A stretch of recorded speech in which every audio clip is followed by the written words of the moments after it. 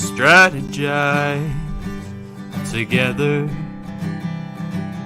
Let's hear it from an expert. Join the conversation, it's informative and free. You and me, let's talk some strategy.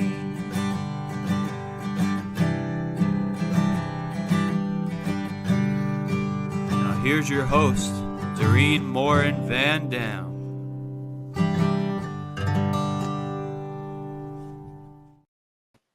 Hello, everybody. My name is Dorien Morin-van, and we are live with another episode of Strategy Talks.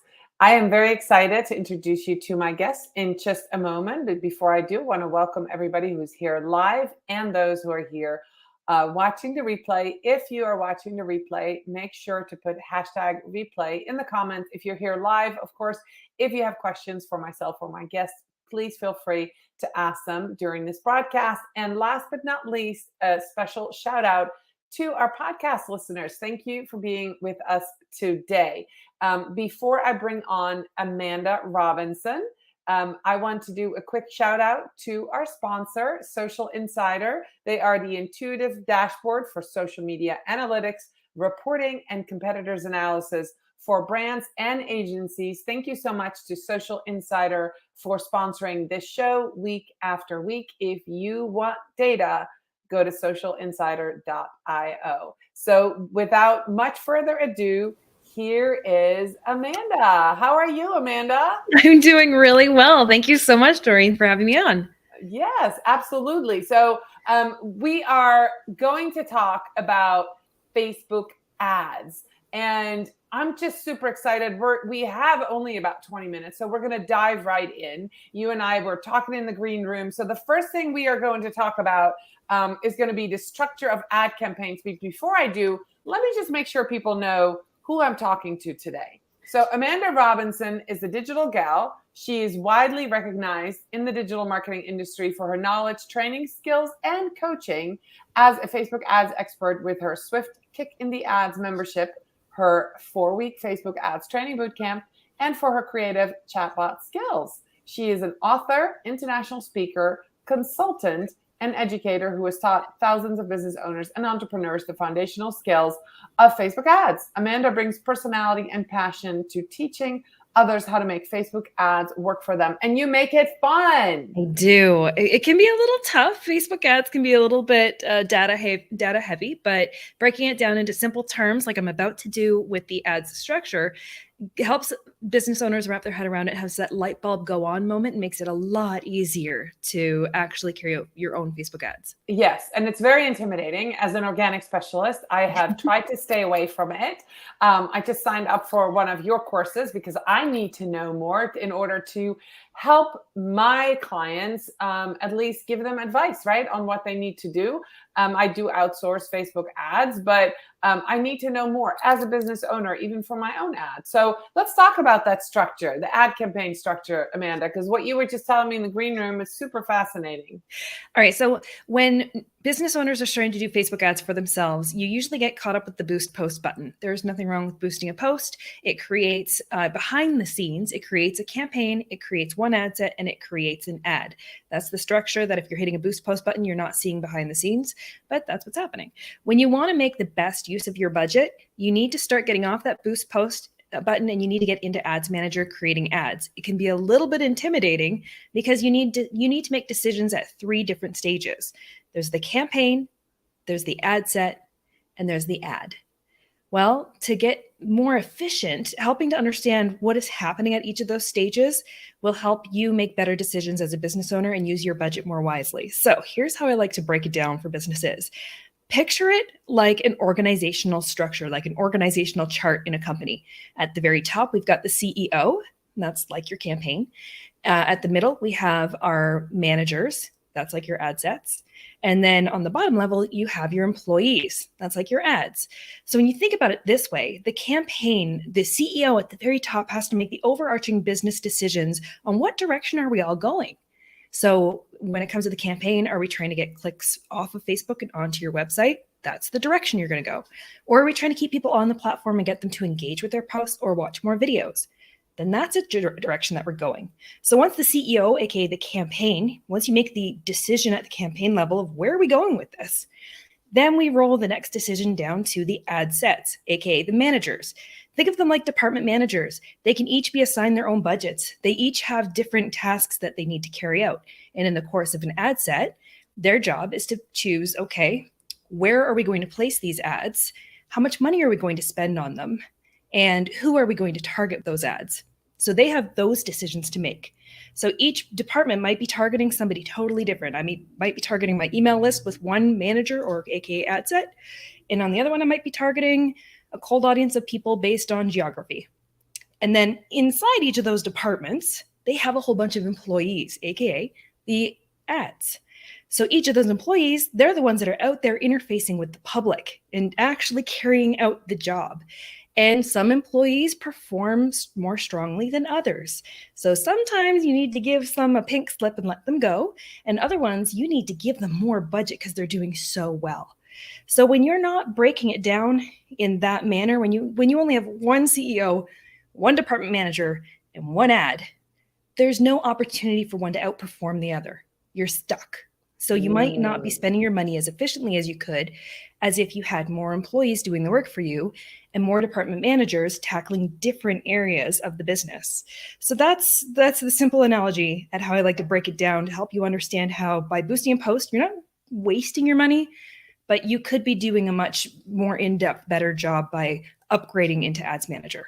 That is the best ever, the best description ever. I have been confused before, and I have been in there as the CEO and the manager and the ad and running. And this was years ago. I know better. I know you need to do A/B testing, but this is a great way to explain it.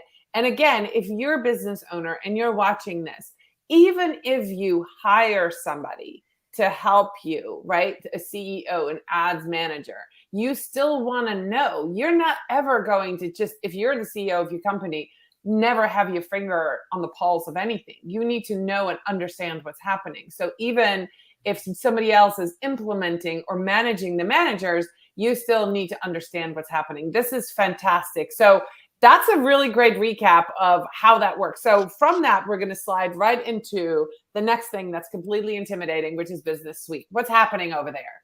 Okay, Business Suite. And again, I'm like the queen of analogies here. So picture this. Imagine that Facebook has an old house that is aging and it needs a lot of work and it's just not working for it. We've outgrown it. We now need to build a whole new palace, and then we need to slowly move all the contents of the old one into the new palace that is bigger, shinier, and everything. The rooms flow better. Everything works better. So that's essentially, think of it this way. Facebook and Instagram, as a business owner, you used to have to manage them completely separately. You used to have to log into Facebook, deal with it there, log into Instagram, deal with it there. And you used to have to use a lot of third-party tools for social scheduling, for posting, now and reporting. So now what Meta has done is they've created Business Suite. And this is an umbrella that is housing all of your business tools, all of your business assets, and all the information from both platforms. So as a business owner, you can just log into one spot and you can see how well your Facebook and Instagram are both performing. You can see the performance of your ads.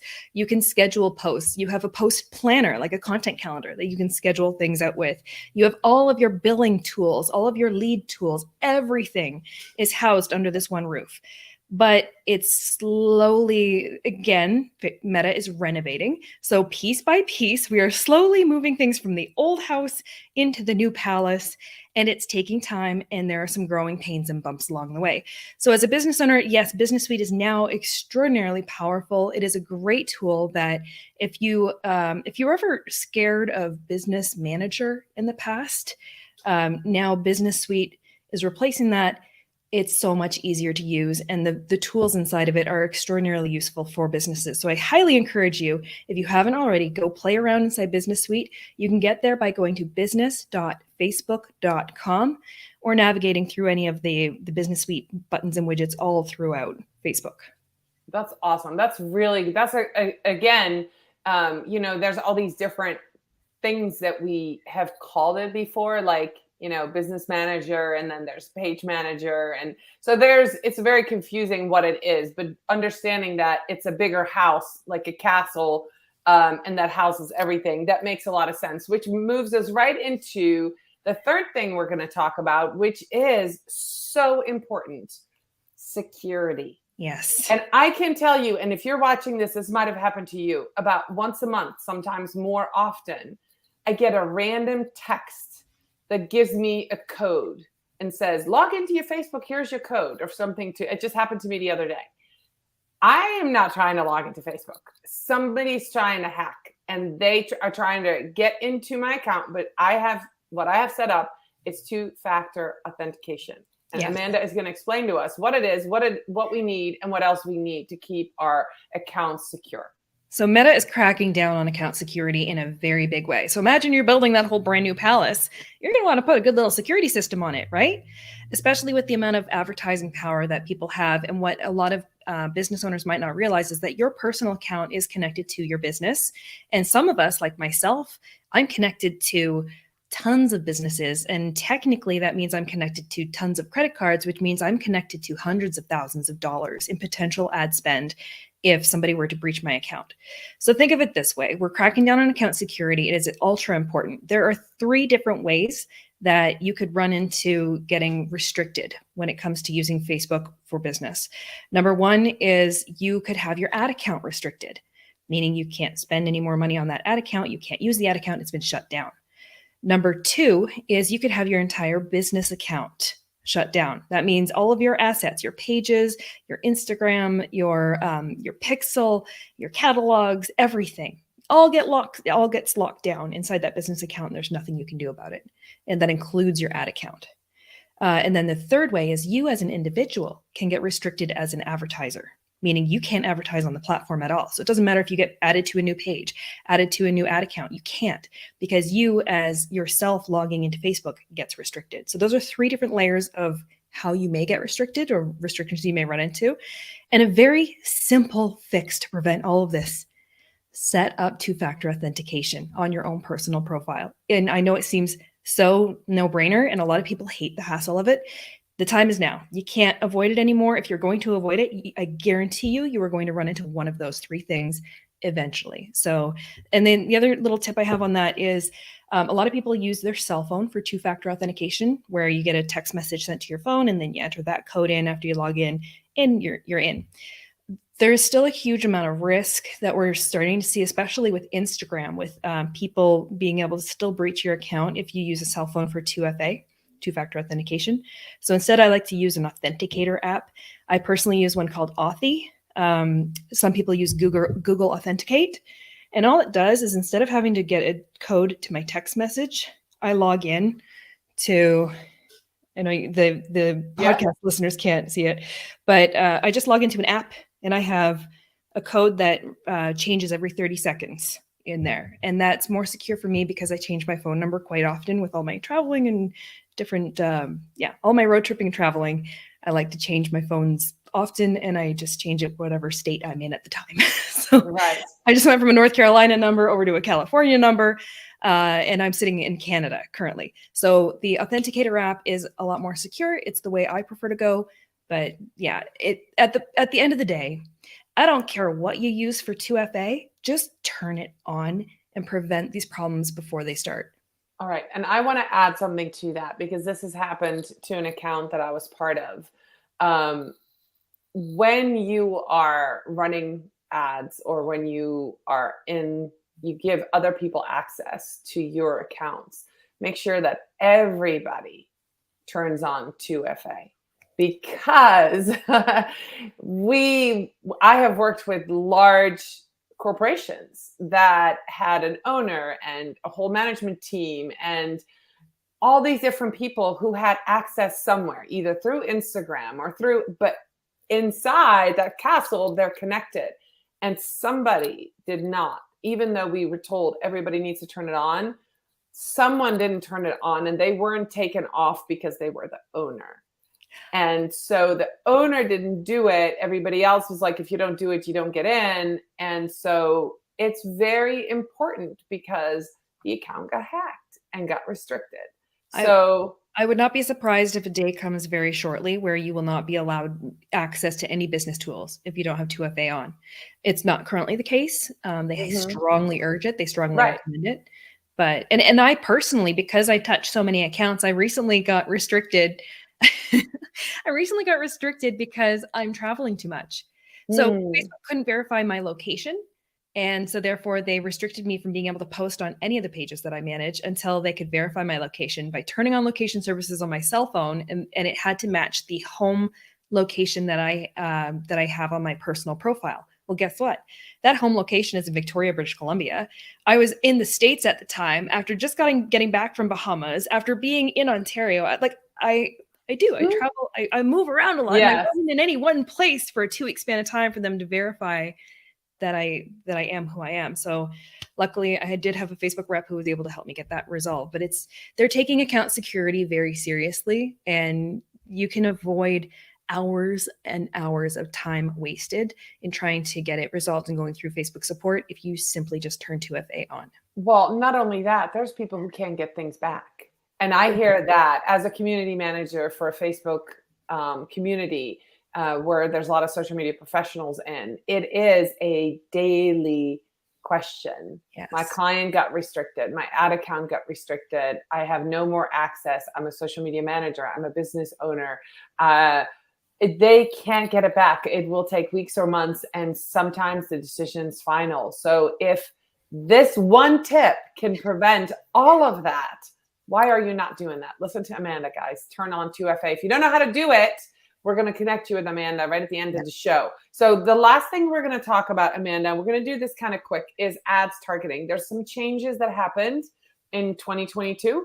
And what's happening with that, with our ad targeting? All right, so ads targeting, we kind of have 2 things going on. Number one, the iOS 14 update that happened last year with Apple kind of pulling the data away from Facebook and not sharing it, meaning we are losing a lot of visibility to what's happening on our websites. So we can't necessarily retarget our website visitors as accurately as we used to, and we can't necessarily track results of purchases on our site, website signups, all those wonderful things that we could track in the past, and create our funnels off of and all of our retargeting. It's gotten a little more difficult. So from a targeting perspective, Facebook is really encouraging us to go broad.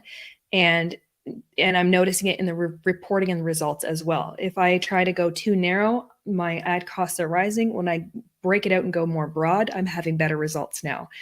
The other part of that, the second part of targeting that they changed this year, is back in March, they stripped out tons of the detailed targeting options that we used to be able to target.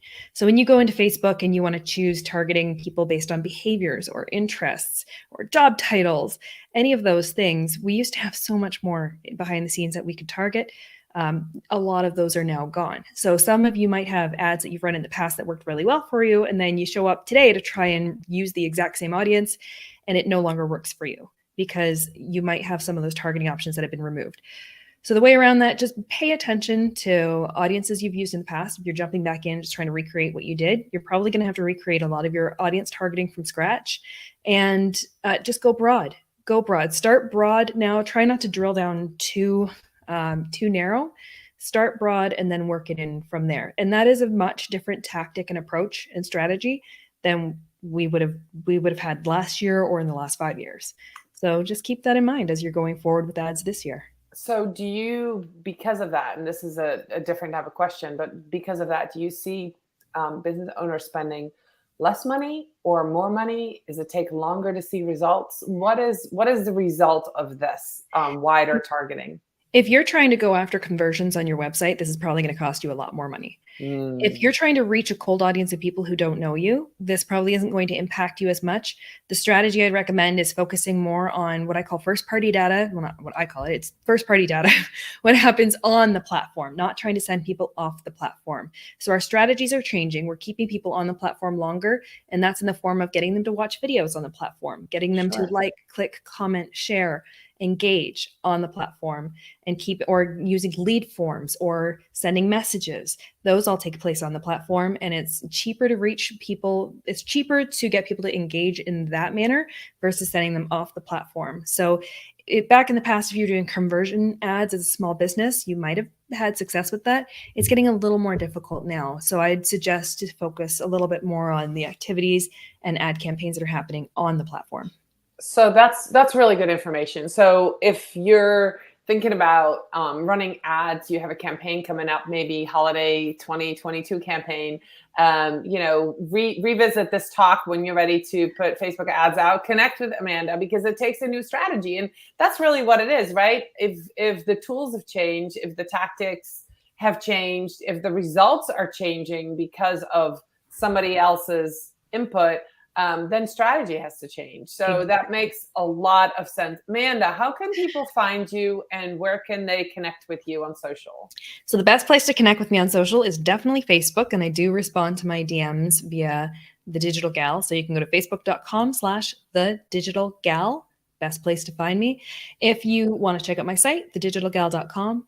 And if you want to sign up for Swift Kick in the Ads, to learn Facebook ads for yourself and join me on twice a week office hours on Zoom to get your questions answered and get help untangling, any hurdles that you run into, you're going to want to go over to swiftkickintheads.com.